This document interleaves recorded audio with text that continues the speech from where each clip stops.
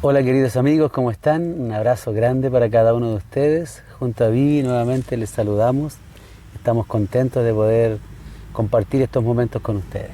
Así es, estamos desde un lugar distinto, diferente, tomando todos los resguardos, los permisos y todo lo pertinente para poder estar en este lugar lindo que nos recuerda que un día esto va a pasar, va a terminar y vamos a poder salir todos, disfrutar todos de los parajes, de los lugares lindos que el Señor creó. Así es. Así es que seguir con confianza, ¿cierto?, en medio de todo esto. Bueno, hemos ya analizado las 8 bienaventuranzas, pero queremos dar un resumen general de todas ellas y queremos compartirlas con ustedes leyendo estas 8 recomendaciones extraordinarias que Jesús dejó, más que recomendaciones, casi yo diría mandamientos del Señor para todos nosotros, ¿ya? ¿Leamos, Vivi? Sí, hoy vamos a orar primero antes de leer. Oremos. Señor bendito, gracias porque podemos abrir tu palabra en un lugar tan lindo, tan bonito. Quédate con nosotros, Señor, con nuestros amados, con la gente que está ahí al otro lado de la pantalla. Bendícelos a todos, Señor amado, y que tu palabra pueda inspirarnos. Lo pedimos por Jesús. Amén. Amén. Bien. Leamos las bienaventuranzas. Tú lees las primeras 4 y yo leo las siguientes 4. Ok, dice el capítulo 5 del libro de Mateo, del cual ustedes han estado leyendo capítulos 5, 6 y 7, ¿cierto?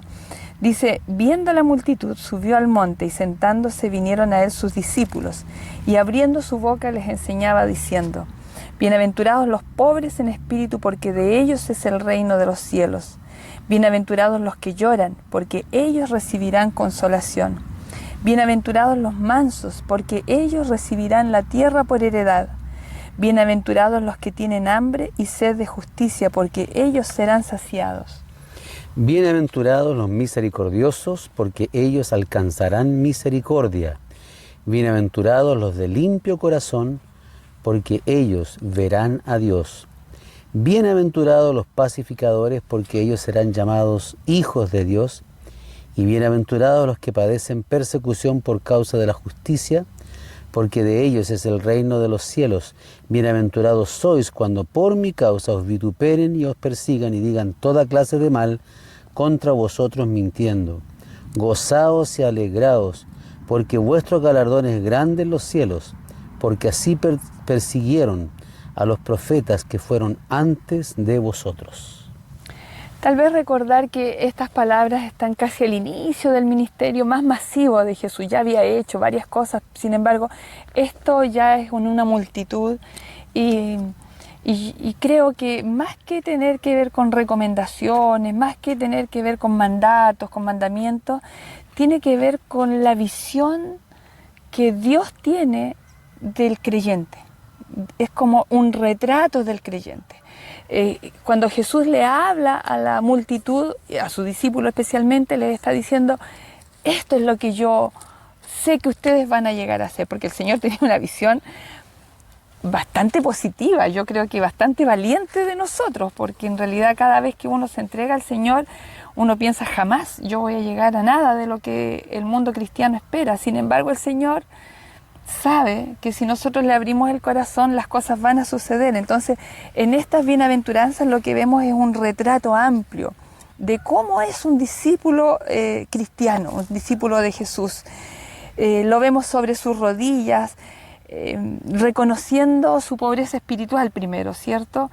Lo vemos llorando por esa pobreza espiritual, por esa condición en la que él está.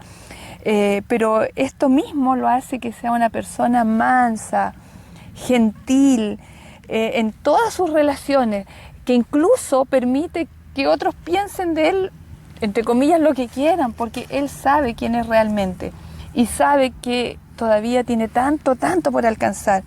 Este retrato de este nuevo creyente es de una persona, de un hombre, de una mujer que no se conforma con su pecaminosidad, sino que tiene hambre y sed de justicia, o sea, anhela la santidad. Eso es en estas primeras 4 bienaventuranzas el retrato del cristiano. Sí, el Señor está indudablemente más preocupado que hagamos algunas cosas como cristianos, que seamos mejor verdaderos cristianos, verdaderos discípulos. Ese es el gran objetivo que Dios tenía. al hacer discípulos estaba pensando en personas que fueran como Él. Y también en las siguientes 4, Él invita a sus seguidores a ser como Él, especialmente en su relación con los demás. ¿Cómo anhelamos ser más misericordiosos? Hoy día miraba en las noticias o en un reportaje, un pequeño reportaje, a una mujer pobre que consiguió una casa, la arrendó y con donaciones consiguió arrendar esa casa para tener allí a 15 indigentes, antes de la crisis del coronavirus incluso. Y ahora con la crisis del coronavirus no pudo tener los recursos para pagar el arriendo, que era ser más de 1 millón, casi 1,5 millones de pesos. Y ella se fue a su casa y acondicionó su casa para recibir a esos 15 indigentes. Incluso en la noche le había llegado uno más, no tenía dónde tenerlo, pero lo pusieron con un colchón debajo de una escala ahí. Entre la entrada y la escala venía ya con hipotermia, venía muy mal, pero ellos lo recibieron y salen a vender a la calle misericordia.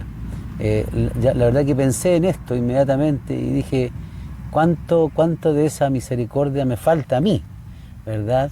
Porque hay personas que a veces no tienen nada y lo dan todo y se preocupan de los demás. Y por supuesto, con una transparencia, con una dedicación donde ella mostraba al mundo, no tenía grandes cosas, pero lo que tenía, o sea, una limpieza de corazón maravillosa. Y por supuesto llevaba paz a esas personas, porque bienaventurados son los pacificadores, ¿no? Qué maravilloso ejemplo de esa relación donde los cristianos somos sal en el mundo, no estamos metidos en el mundo, haciendo las obras de Dios porque somos hijos de Dios, porque somos cristianos, no porque tenemos que hacerlo. Yo creo que esa es una gran diferencia. Cuando tú te preguntas, ¿esto es una obligación para mí? ¿O qué tengo que hacer? ¿O qué tengo que hacer? Ahí uno tiene que preocuparse. Sí, sí. Realmente, porque cuando uno tiene al Señor, el Señor lo impele, claro, lo empuja. Las situaciones van a ser mucho más visibles. Claro, el mismo apóstol Pablo dijo, el amor de Cristo nos empuja, nos constriñe. Entonces, yo creo que si hay una preocupación en ti, yo creo que esa preocupación tiene que ser llevada a los hechos. Y siempre eso requiere una decisión, un empujón, hacer algo concreto en favor de aquellos que más lo necesitan.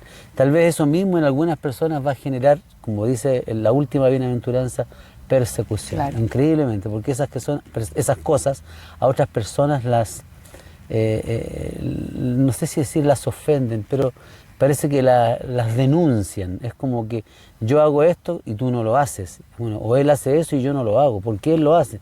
Me hace sentir pecador, me hace sentir una persona mala, una persona poco comprometida. Entonces yo persigo a esa persona, la molesto, porque realmente me está condenando con su actitud. Tal vez no es consciente de eso, ¿no? Pero eso es lo que le pasa a los cristianos, a los hijos de Dios. Efectivamente, y fíjate que para que esto suceda y este retrato que Jesús vio en esos seguidores sea real, tiene que haber un verdadero cambio en los valores que tenemos. O sea, porque el mundo estima valorable otras cosas. Hoy día, por la contingencia, aparece esta mujer que tú mencionas, pero fue desconocida ¿cuánto tiempo? Hoy día estamos buscando casos que nos llamen la atención, pero ella hace mucho tiempo, tú decías antes de la pandemia, ella ya estaba en esto, ayudando a la gente, porque no es lo valorado. O la hermana que tenía en su casa, claro, a los enfermos de SIDA, en esa ciudad, en el norte, que contábamos hace unos programas atrás. Entonces creo que eso es maravilloso. También porque lo que el mundo valora, es el poder. Es alcanzar logros, alcanzar metas, es salir de tu condición y llegar a otra posición. Y lo otro es visto como debilidad. Claro, es visto como un cristianismo pobre, un cristianismo fracasado. Sí. Fíjate que hay dos hombres que a lo mejor sería bueno contrastar aquí. Uno es Dietrich Bonhoeffer, alemán, un pastor, me parece que luterano, sí, que él... De padres luteranos y de abuelos luteranos, también una familia pastoral, y él por su vida consagrada al Señor tuvo mucha oposición de parte digamos, del nazismo, de todo este corriente nazi que finalmente llevó a la humanidad a dos guerras importantísimas en el mundo, la Primera y la Segunda Guerra Mundial. O sea, un hombre que se mantuvo fiel a sus convicciones, de acuerdo a lo que había aprendido de la palabra del Señor, y no se movió de ahí, no se movió de ahí, pese a toda la persecución que tuvo, fue llevado a un campo de concentración, allí mantuvo férrea su posición. O sea, un hombre perseguido, un hombre que además, ayudó también a generar cambios en el pensamiento de otros que no conocían esto que está en la palabra de Dios. Y estuvo dispuesto a morir, sí, como dice la Biblia, por causa de la justicia, porque justo cuando estaba terminando la guerra, poco antes de ser liberados de ese campo, Himmler, que era un secuaz de Hitler, lo asesinó después de torturarlo, por supuesto, y entregó su vida por causa de la justicia. Pero hay otro personaje también nieto e hijo de pastores luteranos también, gente cristiana consagrada al Señor, que estando en la universidad fue impresionado por otros filósofos muy importantes de la época, y él renunció al cristianismo a tal grado que él se consagró a sí mismo como un anticristo. Entonces, él fue un acérrimo enemigo de Cristo. Incluso llegó a ensalzar más a Pilato como alguien más fuerte que Jesús, porque él dijo que Jesús termina en la cruz, en la debilidad. En cambio, Pilato era el poder y tuvo la valentía, qué sé yo, de atreverse a decir lo que pensaba. O sea, a ese nivel. O sea, en uno de sus libros él se llamó Nietzsche a sí mismo el anticristo. Así es. Pues, a sí mismo claro, el anticristo. O sea, él no tuvo ningún empacho, ningún problema en ponerse en el lado totalmente opuesto y defender su posición y menoscabar mucho la vida del cristiano. Y no solo eso, sino que influyó poderosamente en toda una corriente de pensamiento del todo el siglo XX y todavía repercuten sus voces, digamos, sus ideas en muchas personas que a lo mejor no tienen ni idea de quién es él, pero piensan como él. Porque para él lo valorable era el ansia de poder. Ese que ansiaba el poder, ese que luchaba por el poder sin importar las armas que usara, ese era el digno de ser alabado, ¿no? Y no los cristianos, que para él eran personas débiles. De hecho, llama a Jesús el Dios de la cruz, peyorativamente, diciendo un Dios que se murió en la cruz y allí acabó su obra. Sin embargo, uno sabe que no fue así. Sin embargo, con toda su blasfemia, porque fue muy blasfemo en todo lo que dijo y fue muy irreverente con el cristianismo, de donde él mismo venía y donde había sido formado. Yo no sé qué experiencia tuvo en la niñez, en la infancia, cómo llegó a eso, o tan poderosamente pudo ser influido, su soberbia, porque era un hombre muy inteligente. Claro. Vivió solamente 56 años, nació en 1844 y vivió en 1900. Y 12 años antes de morir, él se declaró a sí mismo el anticristo. Sí, en una de sus obras, sí, donde él relata su propia autobiografía. Estamos hablando de Nietzsche, ¿no? El que dijo Dios ha muerto, incluso. Esa fue su frase más célebre, la más recordada. Pero fíjate que al año siguiente tuvo que ser internado en un psiquiátrico porque se volvió loco. Así es. O sea, el Señor dijo, basta de tu blasfemia. Y allí tuvo 11 años hasta su muerte, a los 56 años.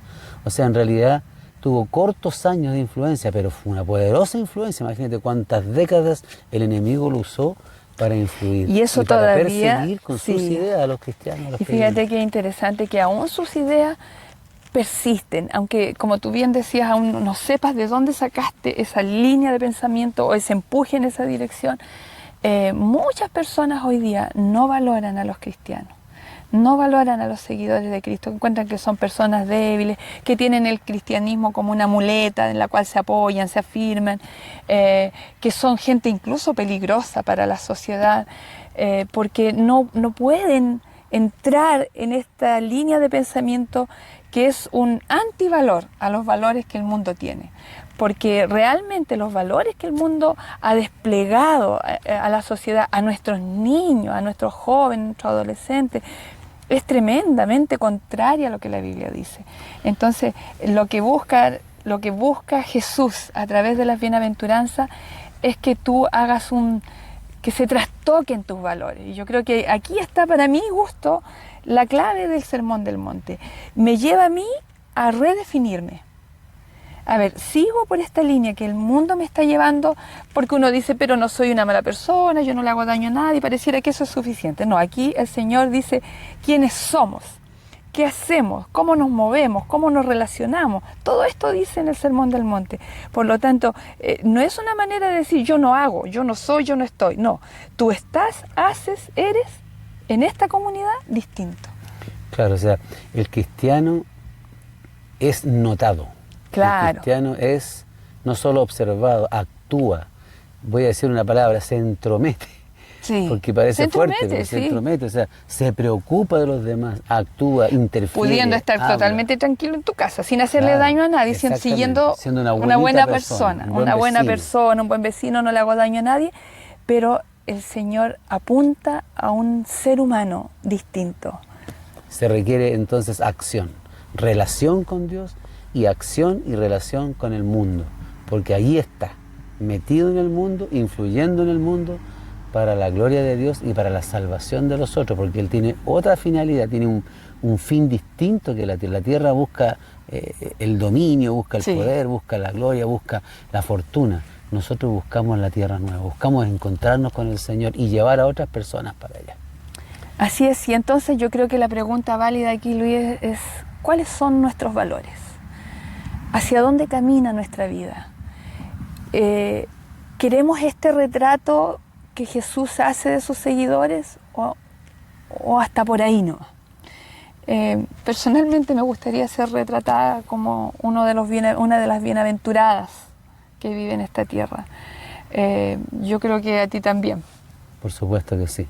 Tomemos una decisión en esa dirección. Y tú puedes hacerlo ahora, después de ver este video, te puedes arrodillar y decirle al Señor, Señor, dame otra visión, diferente, distinta. Yo quiero ser parte de tu reino y de tus valores. Oremos al Señor. Querido Dios que estás en el cielo, te damos gracias por este lindo lugar donde nos permites estar hoy día. Te damos gracias, Señor, porque tú nos has retratado. Y tú tienes un sueño maravilloso y es que nosotros seamos parte de los redimidos. Tal vez si nosotros nos miramos a nosotros mismos no vemos la materia prima para que cosas tan lindas puedan salir de nosotros. Pero tú sí la ves, porque tú sabes, porque tú eres el creador, porque tú eres el que dará la fuerza, el que llenará nuestro espíritu de tu Santo Espíritu y generará en nosotros todo lo que nosotros por nosotros mismos no podemos hacer. Es maravilloso saber, Señor, que tú nos ves no por lo que somos, sino por lo que podemos llegar a ser.